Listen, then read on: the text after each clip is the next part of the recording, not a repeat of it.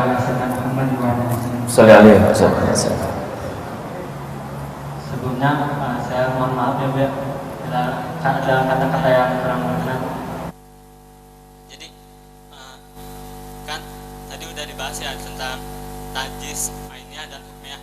Nah, sebelum kita mendengar ceramah dari Buya, kita selalu melakukan membersihkan lantai dengan hanya sekedar membersihkan, jadi tidak membuang najisnya dulu. Nah, kalau sudah begitu, lalu langkah baik untuk membersihkan najis tersebut bagaimana? Itu sudah terlanjur, jadi keramiknya sudah terkena najis semua gitu.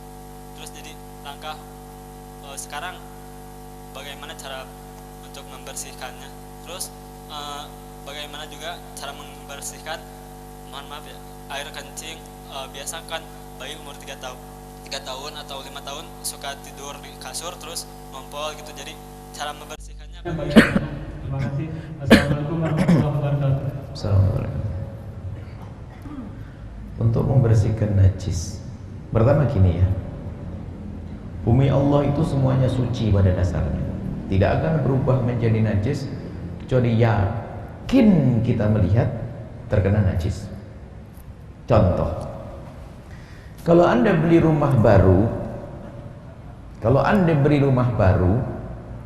lantainya itu biarpun belum pernah Anda pel, maka Anda harus yakin kalau lantai itu suci.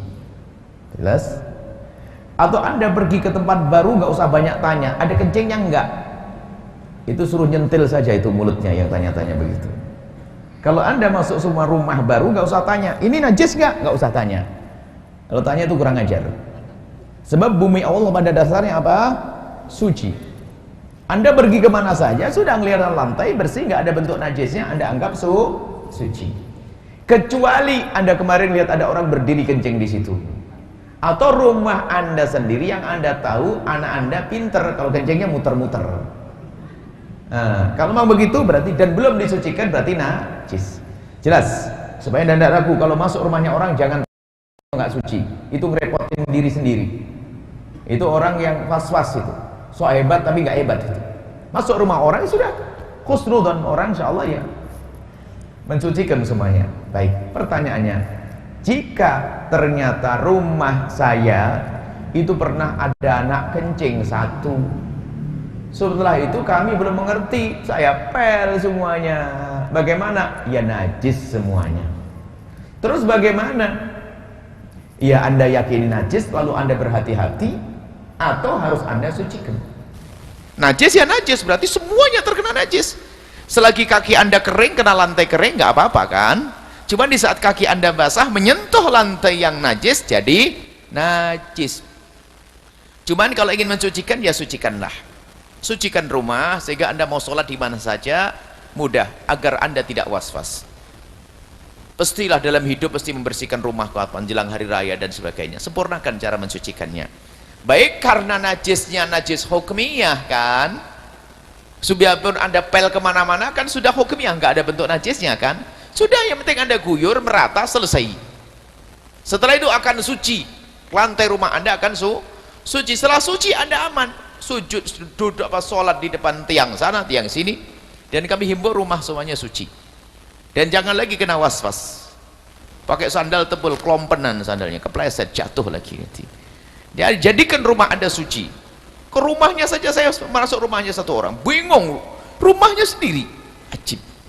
Memang para bapak-bapak, ibu-ibunya kencing di lantai, kok sampai jalannya tuh Masya Allah. Ini kena was-was. Ya takut kena najis. Kalau takut harus dilawan, tidak najis, malah nggak boleh diikuti. Mau takut kena najis, memangnya najis. Harus pastikan najis atau tidak najis. Najis atau tidak? Ya tidak najis. Kalau ragu-ragu begitu harus yakin. Kan bumi Allah yakin suci, akan berubah menjadi najis kalau yakin najis gitu loh. Kalau najis enggak kayak, oh kayak nggak najis dah. Kalau kayak nggak najis, harus yakin. Bagaimana kamu yakin? Aku melihat bapaknya kencing di sini kok. Nah, baru yakin. Jangan suka kena was-was. Pakai sandalnya sandal lama, jadi keringkingnya keluar. Sentuh sedikit, balik lagi kamar mandi. lagi kamar mandi, ini karena was-was. Baik ya, jangan kena was-was, yakinkan suci, selesai. Kemudian tadi apa? Cara mensucikan air kencing di kasur. Baik, cara mensucikan di kasur sama cara mensucikan najis, harus disucikan dengan air, harus disuci kasurnya, dicuci. Cuman mau dia pakai apa sih kasurmu tuh? Mau digendong untuk sholat? Hah? Kena kencing sudah dikeringin, tapi kasur-kasur najis, kasurnya kering, selesai kering, baunya sudah nggak hilang, tetap najis, namanya najis hukmiyah. Kemudian tinggal kasih spray saja. Anda sholat di atasnya boleh, Anda kering kok, spraynya juga kering. Sebab kalau sudah terkena najis ya tetap namanya kasur najis. Cuman ingat, najis itu kalau sudah ditutup dengan sesuatu di atasnya, maka tidak nyambung. Contoh, ini ada kotoran ayam banyak, Anda sholat di atasnya, sah atau tidak? Ya tidak sah kalau nyentuh. Dikasih plastik di atasnya, sah atau tidak? Ya sah, plastiknya nggak nempel kok, ya begitu. Jadi spraynya yang suci, spraynya kering, kasurnya kering. Loh, kenapa kok itu ada? Saya lihat ada orang mencuci kasur, maksudnya itu biar kencing bapaknya tadi tidak terlalu bau, kan ngompol. Itu saja, bukan mensucikannya, biar tidak terlalu bau gitu, karena kan luar biasa. Tapi cara mencucikannya tidak seperti itu, tetap belum suci. Baik, kemudian nanti menjadi najis hukmiyah. Kalau sudah hukmiyah aman. Itu kan kasur Anda. Tapi kalau kasurnya orang lain, Anda tidak usah menduga-duga. Insya Allah nggak ada yang kencing di kasur, selesai insya Allah. Wallah. Dan kebetulan juga hampir orang jalan sholat, jarang ada orang sholat di atas kasur, nggak enak. Kenapa kok pusing-pusing urusan itu kan gitu loh. Ya mungkin saya pengen tidur di atasnya, nggak ada masalah, ada spraynya. Nggak pakai spray pun, biarpun nggak kena kencing juga gatel kok.